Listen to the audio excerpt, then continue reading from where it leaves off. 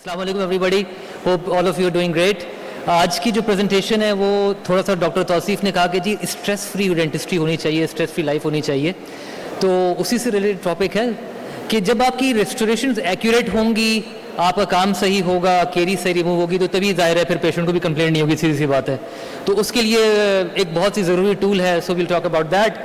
Another comment I would like to make about doctor Tauseef presentation, it was an excellent presentation. हर किसी की ज़िंदगी में बर्नआउट्स डेफिनेटली डेंटिस्ट लोगों की ज़िंदगी में आते हैं ज़रूर। यंग जनरेशन के लिए यही मैसेज है कि कभी ना कभी सूनो लेटर ज़रूर आएगा आपकी लाइफ में, डिप्रेशन, एंग्जाइटी या बर्नआउट, क्योंकि ये प्रोफेशन इस किस्म का है कि ये एक अगर क्रूड टर्मिनोलॉजी में कहूँ, एक तरह की रोज़ाना आपने मेहनत करनी है, एक दिहाड़ी की मजदूर की तरह। जिस दिन आप घर बैठ गए तो ज़ाहिर है ऑफ कोर्स आपका काम ख़त्म हो गया।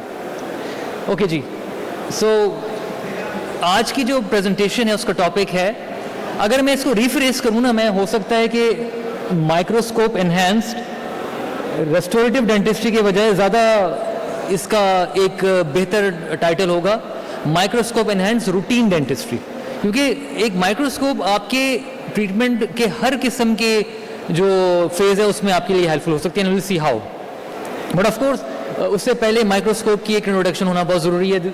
मेरा ऑलरेडी तारुफ किया जा चुका है, मैं रॉड डेंटल कॉलेज में पिछले 13-14 साल से पढ़ा रहा हूँ। उसके अलावा मेरी प्रैक्टिस है, जिसकी पिक्चर ये लगी हुई है आपके सामने। तो ये मेरा एक यूट्यूब पेज भी है जिस पे I make few vlogs about different procedures in dentistry, all done under microscope. I post these vlogs on this YouTube channel. Please इसको QR कोड को स्कैन करके, अगर स्कैन हो रहा है इस वक्त यहाँ पे, तो प्लीज़ इस YouTube चैनल को ज़रूर ज्वाइन कीजिएगा और वीडियोस को देख के एंजॉय करें, कमेंट्स दें अपने, और उस पर जब क्वेश्चन करेंगे तो of course I answer, and आपकी जो क्वेरीज होंगी उनको मैं आंसर कर पाऊँगा। तो ये जो एक सेइंग है, see more treat more, it is very very easy to understand. इसमें कोई दो राय नहीं है। अगर आपको नज़र ही कुछ नहीं आएगा तो आप काम कैसे करेंगे? तो आज के लेक्चर में मेरा ये मकसद नहीं है कि हर कोई आप में से जाके माइक्रोस्कोप खरीद ले। ठीक है, फाइन, अगर आपकी बस में एक लूप खरीदना है एक अच्छी quality, why not go for a loop. लेकिन एक बहुत अर्ली एज से आप अपने आप को आदत डालें एक अच्छी डेंटिस्ट्री करने की। That is not possible without magnification and illumination. एक बहुत ही मिसकंसेप्शन है कि शायद अगर इन एड्स को यूज़ करना शुरू कर दिया तो आंखें कमज़ोर हो जाएंगी, उनके बगैर नज़र नहीं आएगा। नज़र इसलिए नहीं आएगा क्योंकि अब आपको आदत हो गई है एनहांस्ड और मैग्नीफाइड व्यू की, इसलिए नज़र नहीं आएगा शायद। तो अगर मैं ये कहूँ कि एक पेशेंट आया आपके पास और वो कहे डॉक्टर साहब मेरी फिलिंग टूट गई है, जबकि आप देख रहे हैं कि नहीं उसका टूथ भी टूटा है साथ में। सो one of the ways to, in fact microscope is one of the ways to communicate to that patient and tell him or her कि भाई ये आपका दांत भी टूटा है, साथ में सिर्फ फिलिंग नहीं टूटी। ऑफ कोर्स आप ये काम किसी एक बहुत नॉर्मल जो है इंट्राओरल कैमरा से भी कर सकते हैं, लेकिन माइक्रोस्कोप का फ़ायदा ये है कि देन एंड देयर आप उसको रिकॉर्ड करके दिखा सकते हैं और अपने पास सेव भी रख सकते हैं। तो अगर मैं इस वीडियो को चलाऊँ, प्ले करूँ, सो फॉर एग्जाम्पल पेशेंट कहता है कि जी दांत टूट गया, आप कहें नहीं जी फिलिंग भी टूटी है, मेजर फिलिंग टूटी है, तो you can very easily show. या फिर फॉर एग्जाम्पल क्राउन के मार्जिन में लीकेज है, तो इस तरीके से आप उनको बड़े अच्छे तरीके से पेशेंट को भी दिखा सकते हैं और यहाँ से केरीज जो है वो नज़र आ रही है। इस तरीके से मैंने क्लास 2 का जो लेक्चर डॉक्टर साहब जिक्र कर रही थी उसमें मैंने 12 कहा था कि ये जो एनामल होता है वाइट चौकी, इसको निकालना ज़रूरी है, इससे कंपोजिट बॉन्ड नहीं करेगा। इसी तरीके से मैट्रिक्स बैंड जब लगाएं तो बड़े अच्छे तरीके से डैप्ट होता हुआ नज़र आता है। वाइटल पल्प थेरेपीज़ के अंदर बहुत एक्यूरेट पिन पॉइंट आप एम्प्टी रिप्लेसमेंट कर सकते हैं। तो ये थोड़ी छोटी यूजेस हैं, बेनिफिट्स हैं, इनके बारे में डिटेल में हम बात करेंगे। लेकिन क्या ख्याल है आप लोगों का, आपके ख्याल में माइक्रोस्कोप कितना विजन एनहेंस करती है? तो अगर मैं चल के यहाँ आ सकूँ, आवाज़ आ रही है मेरे पीछे?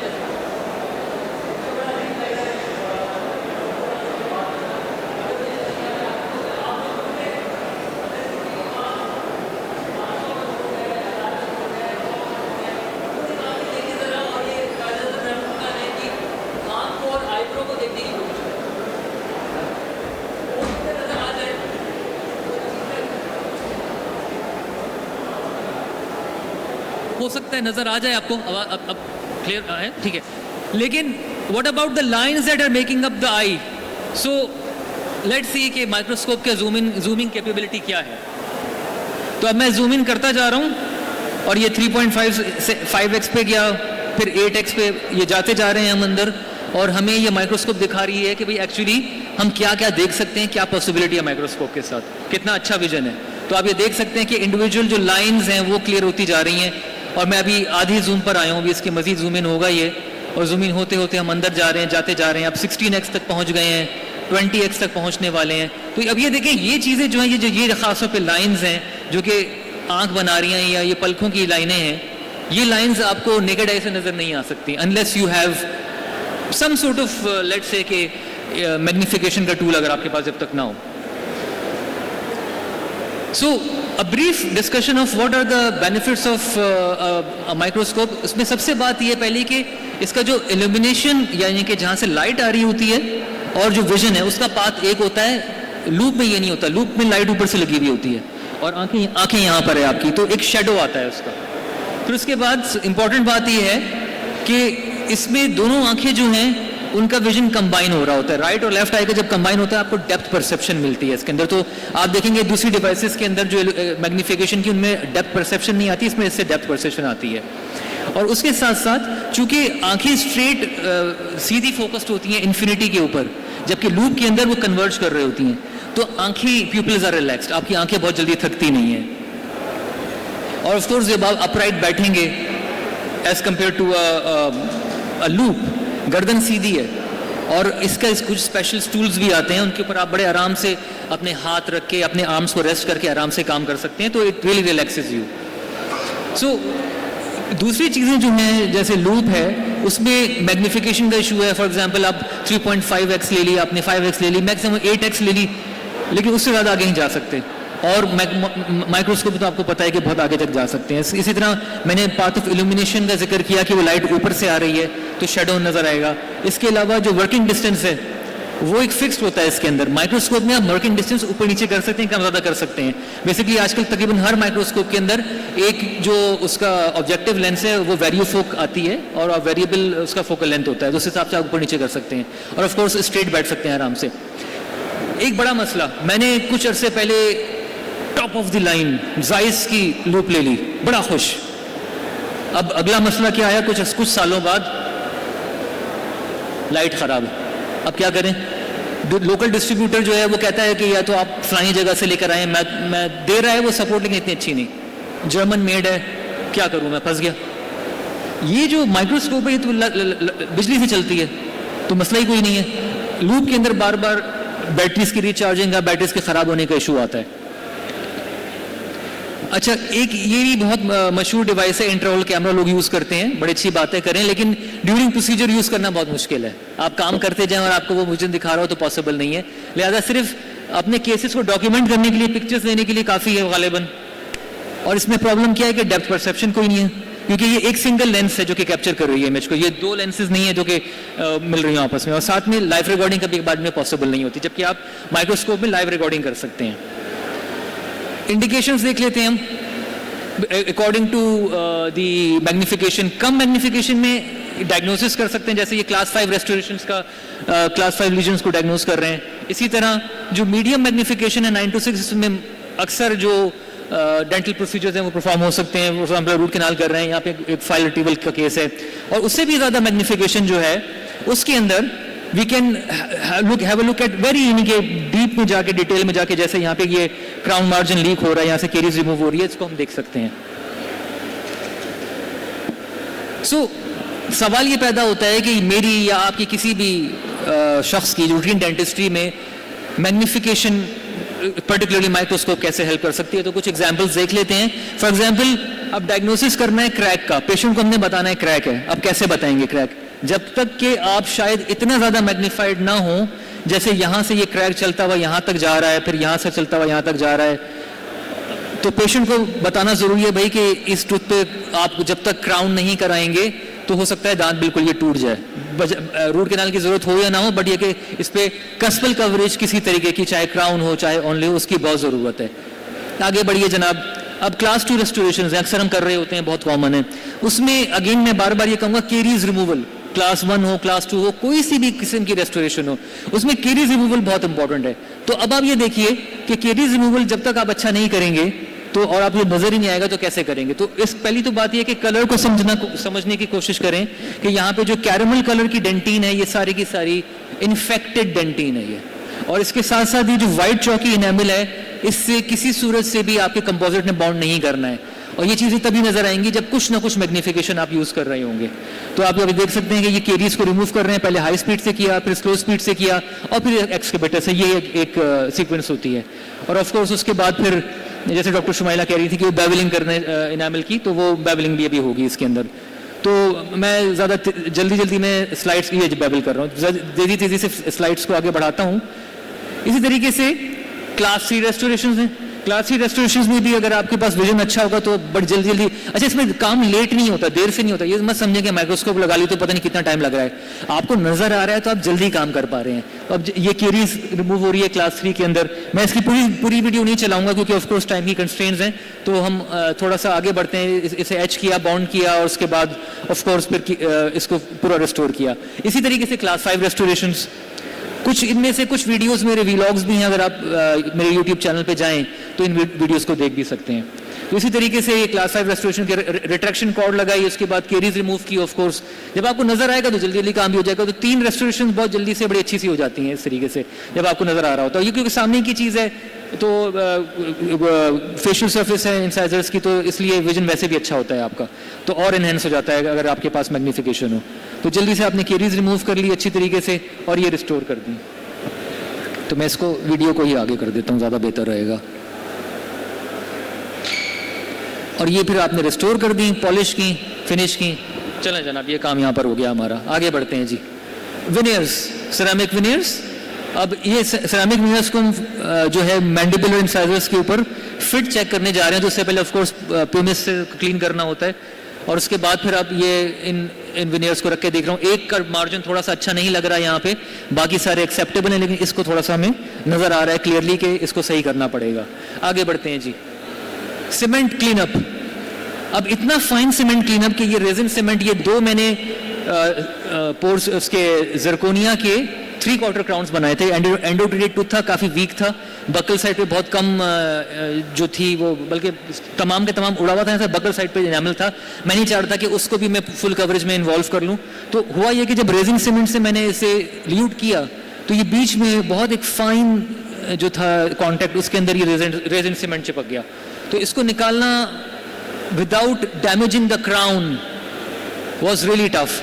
तो मैग्निफिकेशन ने मेरी यहाँ पे दोबारा हेल्प की। अब देखिए कि मैं किस तरह से निकाल रहा हूँ। मैंने क्या किया कि मैंने ना यहाँ पे ये एक बहुत फाइन डायमंड लिया, येलो फ्लेम वाला, येलो बैंड वाला, और बहुत एहतियात से देखते हुए कि मैं क्राउन्स को टच ना करूँ, मैंने सिर्फ उस रेजिन को वीक किया। रेजिन को वीक करता गया, और उसके बाद जब रेजिन अच्छा खासा वीक हो गया, निकल गया, तो फिर मैंने प्रोब से उसको थोड़ा सा हिलाया, तो वो ये जो रेजिन था ये सारा का सारा निकल के सामने आ गया।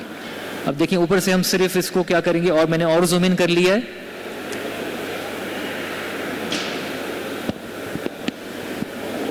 इसको मैं थोड़ा सा आगे कर देता हूँ। ये जनी प्रोब आ गया हमारा, और ये इस प्रोब से अब हम इसको रिमूव कर रहे हैं, और ये रिमूव होना शुरू हो गया है, और ये निकल आया जी। ओके, अगली चीज़ पल्प कैप। अब ये एक केनाइन की मैं रेस्टोरेशन करने लगा तो एकदम से पल्प में से ब्लीडिंग स्टार्ट हो गई। अब ये आपको नज़र आ रहा होगा तो पता चलेगा ना कि ये पल्प में से ब्लीडिंग है, जिंजवा की नहीं है।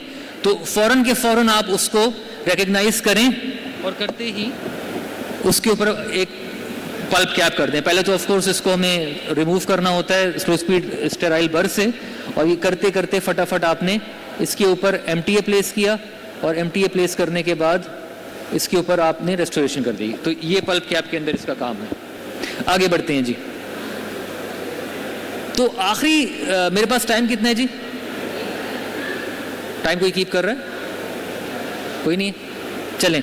तो आखिरी आज का जो टॉपिक है वो इम्पोर्टेंट टॉपिक ये है कि चलें ठीक है, आप में से कोई कन्विंस हो गया मिसाल के तौर पे कि जी ठीक है मुझे माइक्रोस्कोप लगानी है, डॉक्टर अरशद मुझे बताएं मैं कैसे लगाऊं, मैं कैसे प्लानिंग करूं।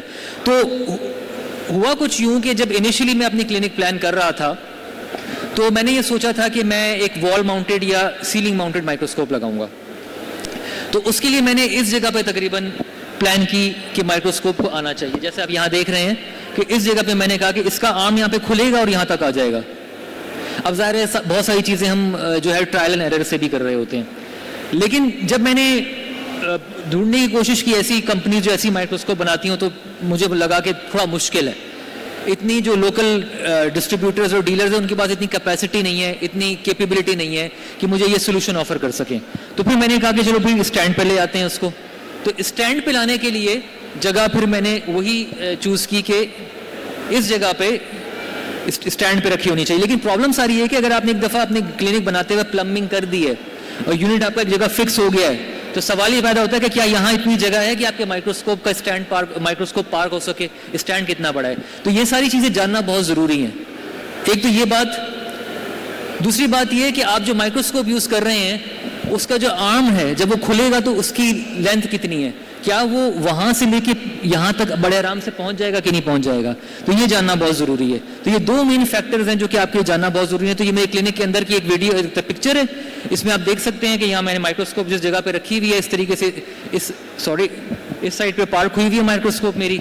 और अब मैंने जैसे कहा कि आर्म लेंथ जानना ज़रूरी है, तो ये कुछ कंपनीज हैं, ये बॉन्डेंट की मैं यूज़ करता हूँ, तो इसकी जो आर्म लेंथ है वो टोटल यहाँ से लेके यहाँ तक वो 1650 मिलीमीटर्स है।